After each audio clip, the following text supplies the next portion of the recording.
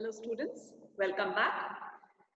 In this video, we shall be studying about the training and development that has to be provided for expatriate managers. There are basically three types of training which has to be given to the expatriate managers. One of them is cultural training, language training, and practical training. So what happens in cultural training is you need to accustom the expatriate manager to that foreign country's culture. So normally how this training takes place is they will be put in a seminar hall and they will have to watch certain videos about the foreign country's culture. It could be lectures or it could be lecture videos as well with regards to the foreign countries' culture, wherever they are supposed to be designated on duty. So here they will be learning about that foreign or the host country's culture, the history, what is the political situation over there, how is the economy over there, what is the religion that people follow, what are the habits, what are the social and the business related business practices what are followed. On all these dimensions the expatriate manager will be sufficiently trained. So normally one more thing what companies do is in order to acquaint an expatriate manager with another country's culture, they normally send them on short trips, familiarization trips to that host country wherever they are going to be designated. So small trips here and there they make. They will they will slowly start understanding how the culture of the place is, and they will be able to absorb the culture shock what they might face later. So it will help them in reducing culture shocks, and it will help them to adjust to the culture whenever they are permanently designated to that foreign assignment. And there is one more tool what companies adopt for training. There is something called as a culture assimilator. So when culture assimilator, it's a program which helps the expatriate manager learn about another country's culture. What this culture assimilator will do is, this computer program, it will ask the expatriate manager certain questions and it will put them in certain situations. It will ask the expatriate manager how they will react to various situations. Accordingly, the expatriate manager will give an answer. See, for example, the culture assimilator will say, the moment you meet a supply chain partner, what will you do in so and so country? Now, the expatriate manager may say, I will shake hands. Now, this culture assimilator will record the answer and accordingly will correct the expatriate manager whenever they have made a mistake. For example, in this case, I will shake hands is the wrong answer. So the culture assimilator program will tell the expatriate manager that you're not supposed to shake hands, you're supposed to bow. He's supposed to be designated to an assignment in Japan. Rather than shaking hands, the moment he sees the supply chain partner, he is supposed to bow. And he will also be trained on how deeply to bow. When is he supposed to shake hand? When he's not supposed to shake hand? On all these details, the culture assimilator will give sufficient training. So this is one way how cultural training can be imparted. Apart from this, as I had already told you, you need to inform the expatriate manager under what conditions are you supposed to shake hands, when should you avoid shaking hands, when are you supposed to bow, how deeply are you supposed to bow. All these, whenever you see a supply chain partner, are you supposed to give them gifts or should you avoid giving them gifts? All these things have to be considered. Then have a look at the second point here, language training. So language training here, it speaks about accustoming the expatriate manager with the local language of that country. See, actually speaking, many of the countries, English, if you're aware of English, and many host countries are also aware of English. So it will be normally easy to get adjusted in many of the countries. However, there are a few countries like China, Japan and all these places where not much of English is used. So if an expatriate manager is designated to these countries, they need to learn Chinese, they need to learn Mandarin, they need to learn Japanese. So this is how language training can help. when the local language, when the host country's language is training is imparted to the expatriate manager, there are higher chances of success happening in the foreign assignment. See, especially when you have to interact with officials of a slightly higher level, may be aware of English. But supposing a chance comes where you have to interact with the lower level managers or the supervisors or maybe the workers, they will not know English. They will know only the local language. So if the expatriate manager is designated to India, they may have to learn Hindi. If the expatriate manager is designated to China, they may have to learn Mandarin or Chinese. So this way, they can ensure a higher rate of success. Have a look at the third point here, practical training. So practical training here is where the company is helping the expatriate manager get adjusted to the foreign assignment or the host country's assignment. So here what they do is they normally give certain suggestions to the expatriate managers. They tell them and their family to establish a certain routine. See, this is not only for expatriate managers, it's for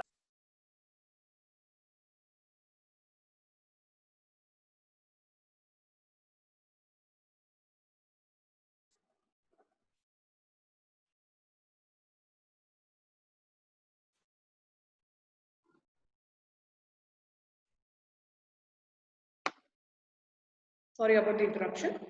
Whenever we are facing any kind of boredom or anything like that, the moment we get into some kind of a routine, in case we are people who are facing too much anxiety or depression or anything like that, it is suggested that we all get into a certain routine. The moment we get into a routine, we keep ourselves engaged in some way, due to which unwanted thoughts will not flood us. In the same way, even for expatriate managers also, it is suggested that they enter into a certain routine. They are encouraged to pursue certain hobbies so that during their time of work, they can focus on those hobbies. And apart from this, there are efforts also taken from the head office where they frequently make calls and find out from the expatriate manager how things are faring, and make sure that the expatriate manager is constantly somehow in touch with the people working in the head office as well. So all these aspects of practical training will help the expatriate manager in coping up with the foreign culture.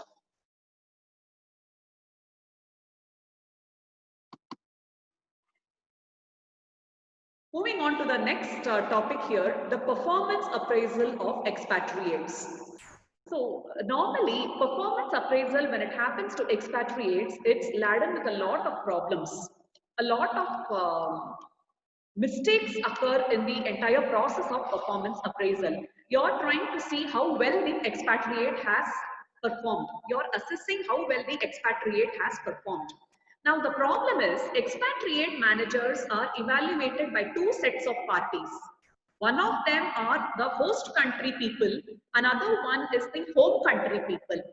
The expatriate manager will be evaluated. See, nowadays you're learning about something called as 360 degrees performance appraisal. I had taught you this topic in the previous module.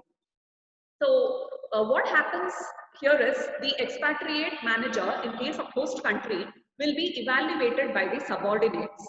What happens here is these subordinates, the people working under this expatriate manager, will be biased based on their own cultural frame of reference and expectations. See, I'll give you one example over here. There was one instance where an expatriate manager from a Western country had come to India and had implemented a participative style in decision making. What is participative style in decision making?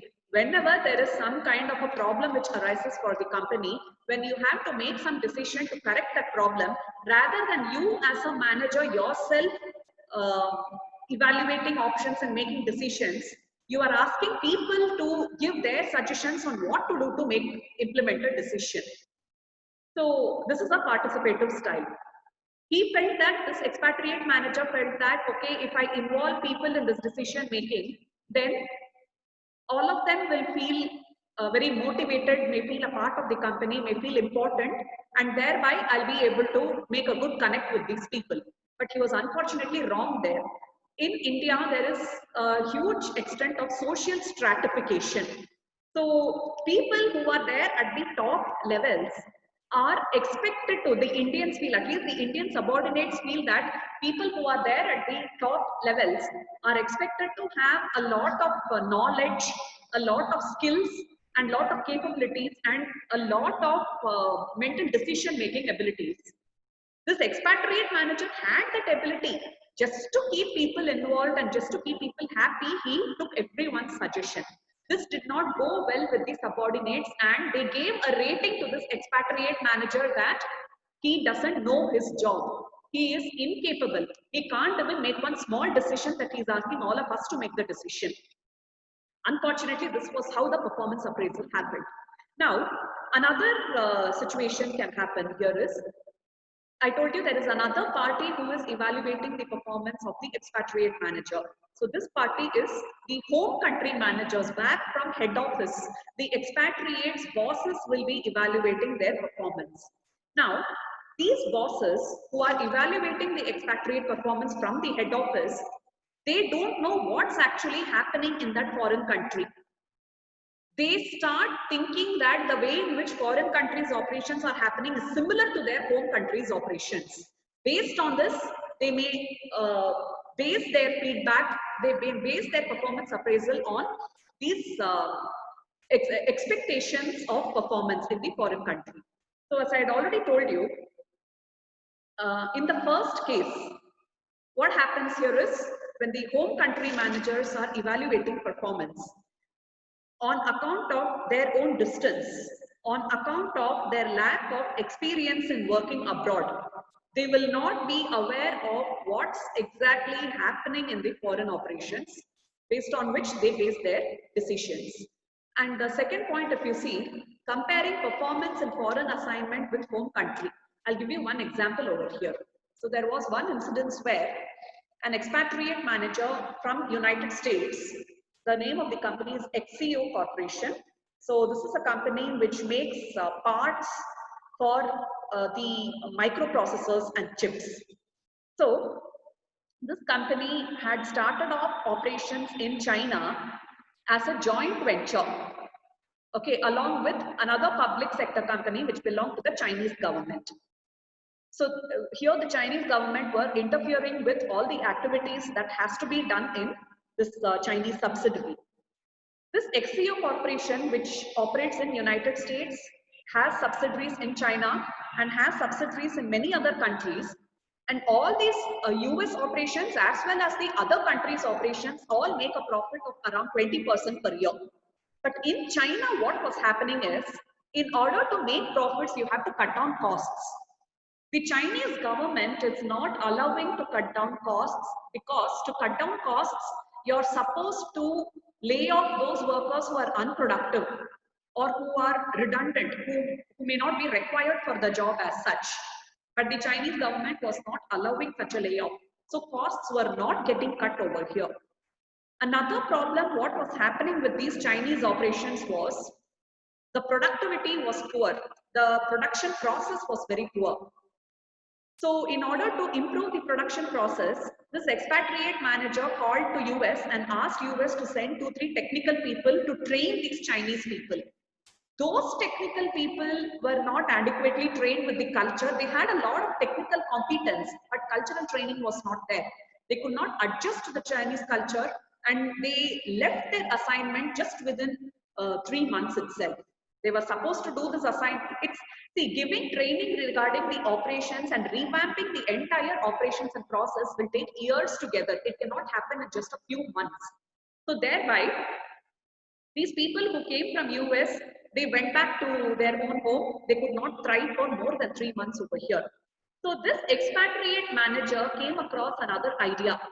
Rather than calling somebody from US to train these Chinese workers here, let us send some capable Chinese workers to US and to other parts of the world. Let them learn the best of the production processes and come back and implement it in China. So this is exactly what happened. It worked well also. They went to the US, these Chinese workers, they had certain training in English also. So they went to they went to US. They saw how the operations were working there. They felt that the operations were all working good. Then eventually they traveled to other parts like Mexico and other regions which also had operations. They learned the best practices from these different countries, came back to China within 2 years and uh, made all their efforts to improve the production process. They introduced Six Sigma production process and quality controls. Production improved.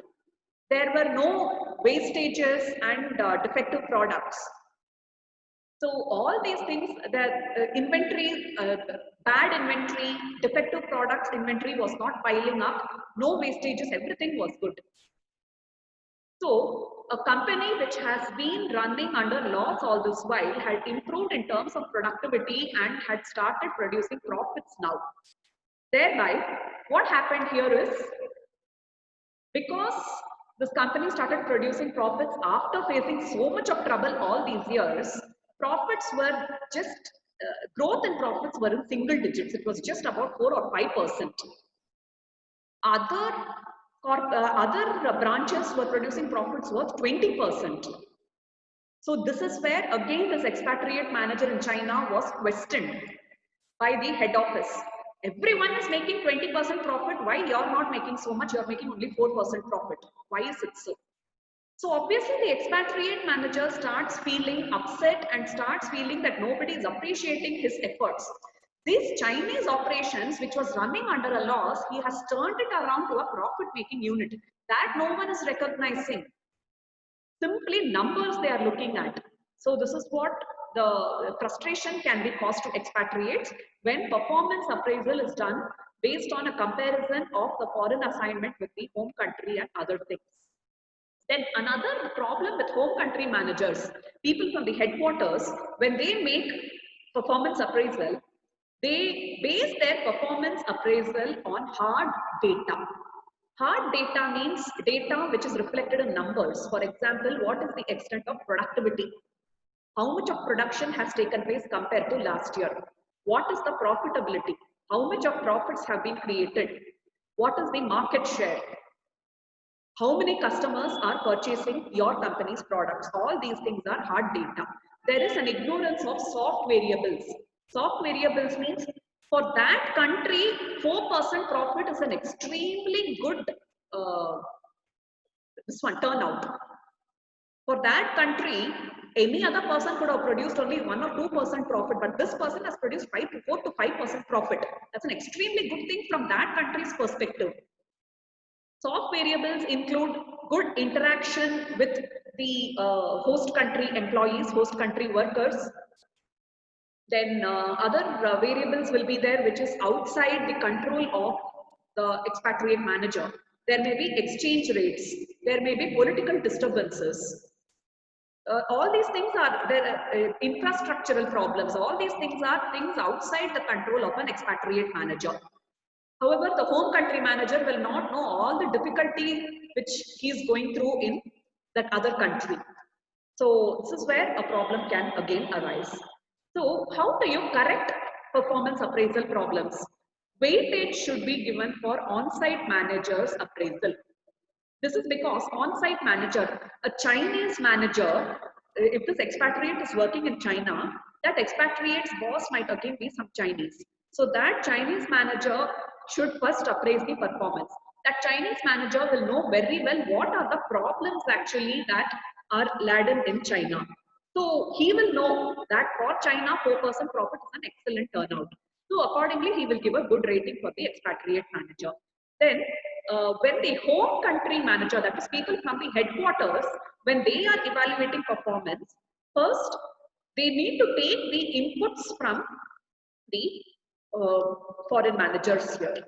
Okay, so they provide input to the home country managers for appraisal. Based on the inputs and information that you received from that host country's managers only, the home country or the head office should make the appraisal.